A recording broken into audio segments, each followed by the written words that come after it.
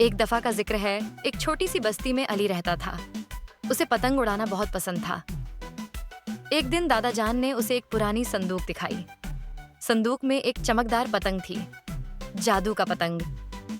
दादा जान ने कहा, ये पतंग सिर्फ सच्चाई, हिम्मत और दोस्ती दिखाने वाले बच्चों को चलती है। अली ने सोचा, मैं तो तैयार हूँ। उसने पतंग उड़ाई और तभी आसमान में चमक आई और पतंग बोलने लगी। पतंग ने अली को ले गया एक सफर पर, जहां उसने एक शहर देखा जहां लोग झूठ बोलते थे, फिर एक जंगल जहां सब अपना काम दूसरों पर डालते थे। अली ने हर जगह ईमानदारी और मदद से मुश्किलात हल की। आखिर में पतंग ने कहा, तुमने दोस्ती, सच्चाई और हिम्मत दिखाई, इसलिए तुम जादू के सफर के लायक हो गए।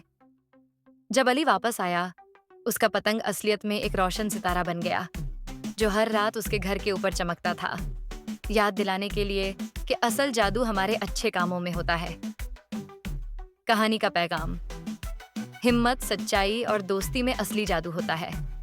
हर बच्चा एक हीरो बन सकता है, अगर वो दिल से कोशिश करे। अस्सलामुअलैकुम। अगर आपको हमारी वीडियोस पसंद आए तो हमारे चैनल द फैमिली वॉल्ट को सब्सक्राइब करें और नई वीडियोस की अपडेट्स के लिए बेल आइकन जरूर दबाएं।